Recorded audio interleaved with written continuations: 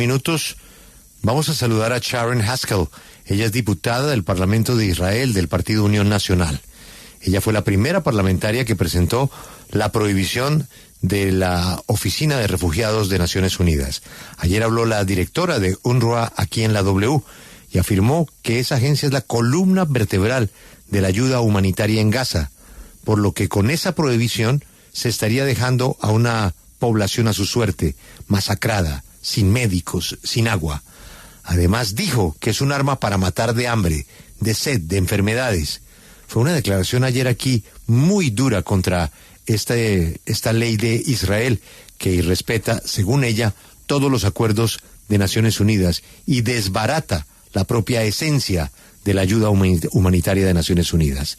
Ana, saludando a la diputada Haskel y agradeciéndole esta entrevista, y ella como autora de la ley, quisiera preguntarle si no le preocupa que sacar la ayuda humanitaria de allá aún deje al borde de la muerte a más palestinos. Good morning, Ms. Haskell. Thank you very much for your time today at W Radio.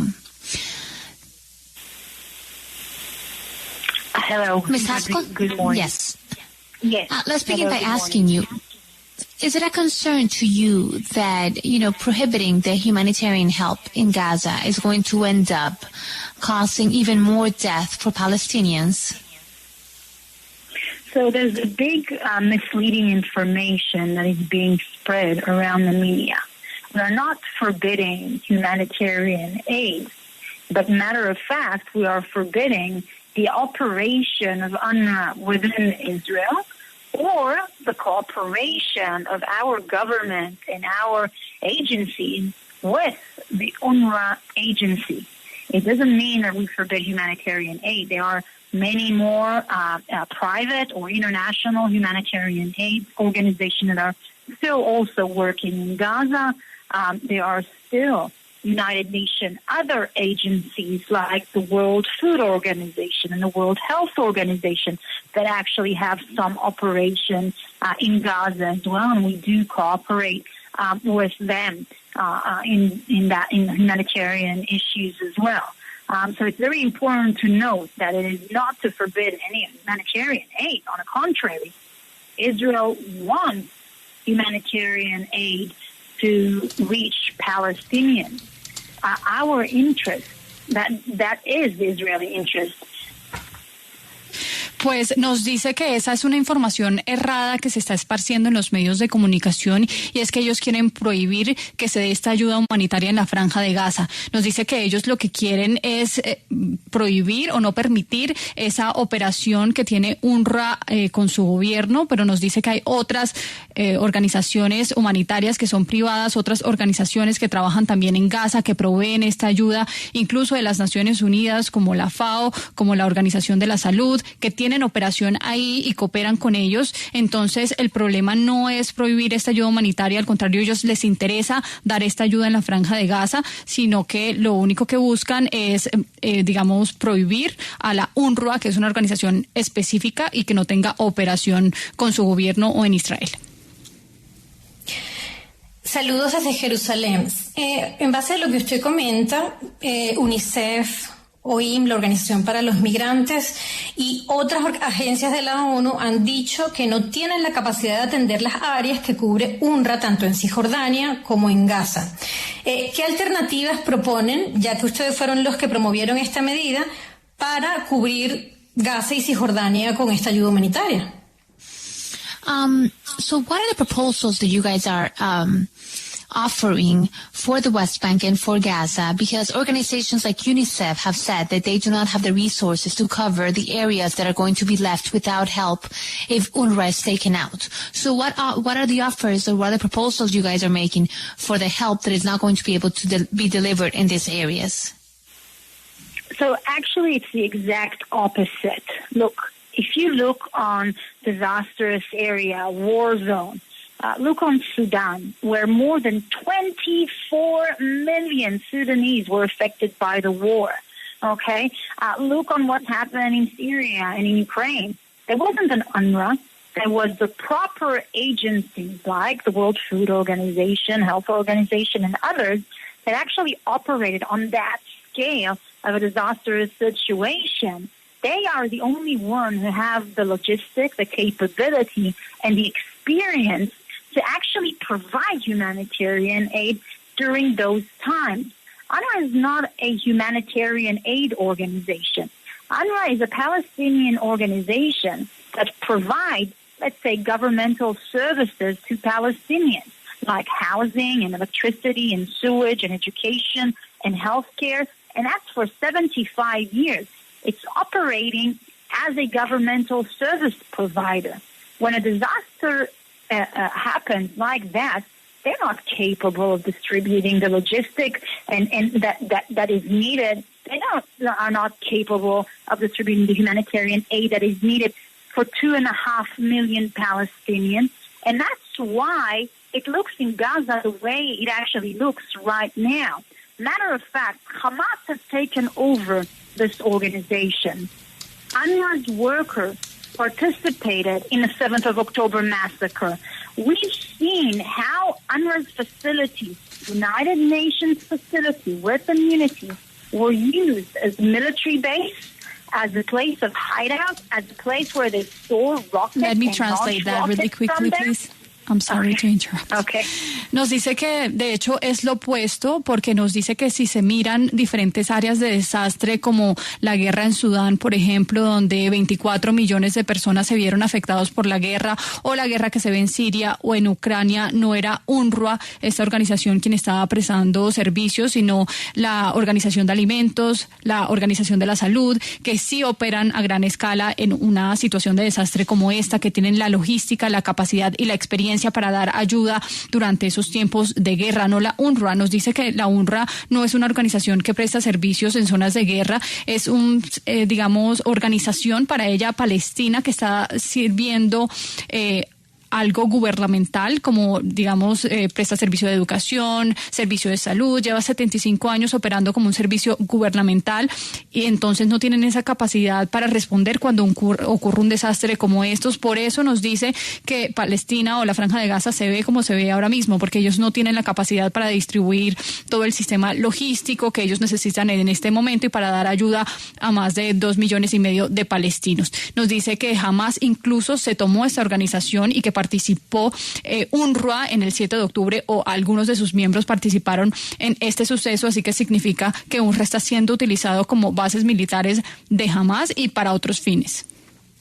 En ese sentido, ¿la prohibición de la UNRWA es un castigo colectivo al pueblo palestino? In this sense, could we say that the prohibition of UNRWA is perhaps a punishment for the entire Palestinians? Absolutely not. On the contrary, it's a punishment on Hamas.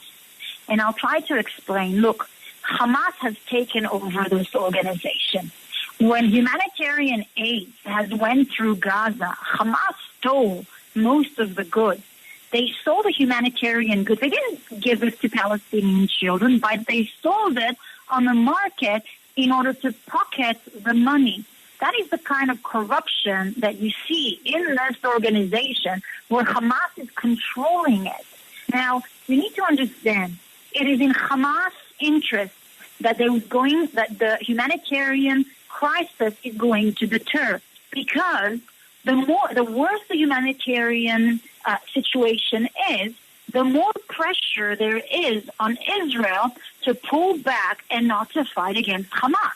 It is in Israel's interest to provide the humanitarian aid, because the better the situation is, the more opportunity we have to actually finish the war against Hamas. And you see what's happening in the international community. You understand how much pressure there is on Israel. And so, look on the operation of the polio vaccine that was just a month ago. The polio vaccine operation was managed by UNICEF and the World Health Organization, cooperated with Israel. It went smoothly. The children of Gaza received that ammunition against polio. But we need the proper agency to actually do that. UNRWA can't do that. it's corrupted. Yes, let me translate that, please. And the interest of this organization is that there will be a bigger humanitarian crisis. Pues nos dice que no es un castigo para los palestinos, es un castigo más para Hamás, porque Hamás se tomó esa organización. Nos dice que solo hay que ver cuando la ayuda humanitaria ha entrado a la Franja de Gaza, como Hamás se ha robado la mayoría de esa ayuda. No se lo dieron a los niños palestinos, sino por el contrario se la robaron para venderlo en el mercado y ganar algún dinero. Esa es la corrupción que se ve en esa organización que Hamás controla. Entonces hay que entender esos intereses que tiene Hamás detrás de todo esto, detrás de esta organización, y pues que no tiene la capacidad para responder a esta crisis humanitaria, y a ellos no les conviene tener esta crisis humanitaria en la Franja de Gaza porque aumenta la presión a Israel. Nos dice que ellos no quieren, pelearse con la comunidad internacional. A Israel le interesa dar esa ayuda para que las cosas se vean bien en la Franja de Gaza, mejore la situación, y así tienen ellos una mejor oportunidad para terminar y acabar con Hamás. Entonces esa presión de la comunidad internacional a Israel no les conviene, y por eso a ellos les conviene que más bien que entre ayuda a la Franja de Gaza y que se dé esa asistencia necesaria, pero desde una organización, adecuada, o que ellos vean con las capacidades para hacerlo. Y pone el ejemplo de cómo se vacunó contra el polio hace un mes en la Franja de Gaza. La operación la manejó UNICEF, la Organización Mundial de la Salud, y todo salió bien. Ella cree que se trata de establecer o escoger la agencia adecuada que pueda prestar el servicio. La UNRWA es corrupta y, según ella, no tiene la capacidad para hacerlo. En las últimas semanas, después de la conmemoración del 7 de octubre, hemos visto a muchos israelíes acercarse a las zonas fronterizas de la Franja de Gaza, y algunos decir que es hora de que Israel empiece a tomar el control y empiece a hacer asentamientos colonos en el norte de Gaza. ¿Ella qué opina de eso, de que empiecen los israelíes a hacer colonias en el norte de la Franja de Gaza? In the recent days after the October 7th anniversary, we have seen some Israelis move towards the border with the north of Gaza, and some of them are calling for Israel to start occupying parts and colonizing parts of the north of Gaza. What is your opinion about this? Well, it's important to say there isn't a movement, and no Israeli residents, civilians, is actually entered or coming into the north of Gaza. This is just a complete fabrication. There are calls of Israelis to go back into the area of Gaza. Look, in 2005, much of the area in Gaza had Jewish towns and Jewish villages. In 2005, when Israel withdrew only one-sided, without an agreement, to try and in good faith try and build, life side by side with Palestinians, we actually evacuated so many of our residents. Every single living Jew was evacuated from there. Our troops, every soldier, even the dead people who were buried there, we dug them out of the ground and we buried them within Israel. And since then, many Israelis have realized what a terrible mistake it was.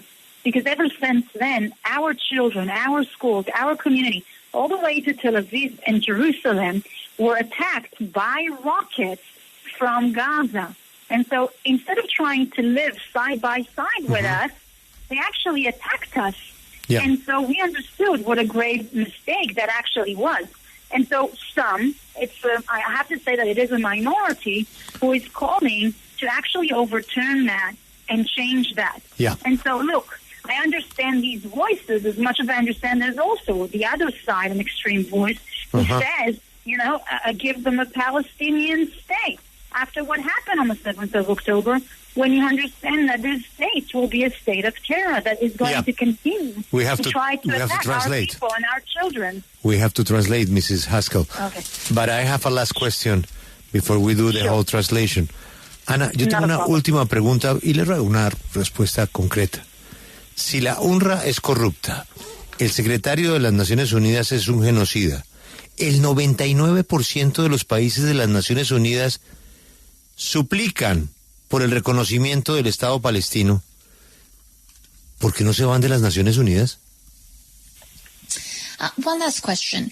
If the UNRWA is corrupt, if the Secretary General of the UN, it's a geneticist, if 99% of the countries in the UN support the creation of a Palestinian state, why does Israel stay in the UN? Why don't you guys leave the UN? Sorry, I didn't understand the question. If Israel is against so many things that the UN stands for example, 99% of the countries there believe there should be a Palestinian state, and you guys are against UNRWA, you believe UNRWA is corrupt, why doesn't Israel leave the United Nations? Look, it's a question that we've been debating, and look on Trump. Trump said that, democratic countries like America should leave the United Nations because of its hypocrisy and because it's actually being used as a tool of destruction in many cases.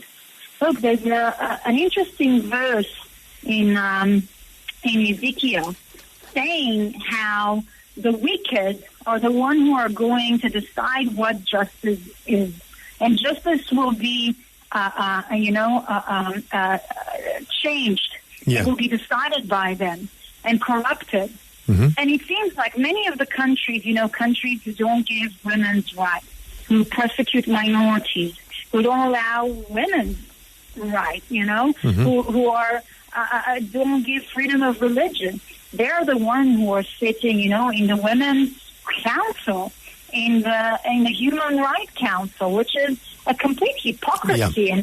and it's very, and so when Trump says that as well, that he wants to pull out of the UN, I think many people around the world really understand that. Many questions about it, about mm-hmm. Iran, and yeah. how there's no condemnation about what's happening there. Yeah, Mrs. Haskel.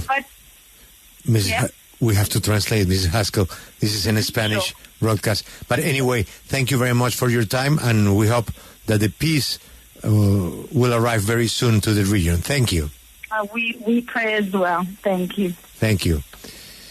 Sí. ¿Qué dijo la diputada Haskel? Que, bueno, mejor dicho, ella...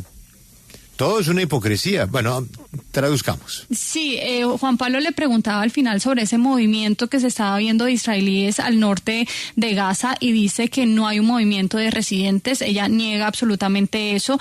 Dice que es una fabricación, que Israel quiera ir a esa área de la Franja de Gaza. Ellos se fueron en el 2005 de buena fe de la Franja de Gaza para que pues los palestinos pudieran construir una vida. Evacuaron muchas residencias. Todos los judíos que estaban asentados ahí se fueron, sus tropas se fueron, los soldados, incluso los muertos que estaban enterrados los sacaron de la tierra y se los llevaron a Israel. Entonces ella responde que es mentira, pero que entiende esas voces, digamos, extremistas que están pidiendo para que no se reconozca un Estado palestino porque puede ser un Estado de terror, porque lo que vieron después del 2005 fue el lanzamiento de cohetes por parte de la Franja de Gaza o desde la Franja de Gaza a Tel Aviv hasta Jerusalén, bueno, afectando a toda su población. Entonces entiende esas voces extremas. Y al final, sobre la posición de por qué Israel se queda en las Naciones Unidas y está en desacuerdo con casi todo lo que allí plantean, dice que es algo incluso que se está debatiendo ya en el país y que entiende esas voces que dicen que los países democráticos no deberían hacer parte de las Naciones Unidas por la hipocresía que usted mencionaba.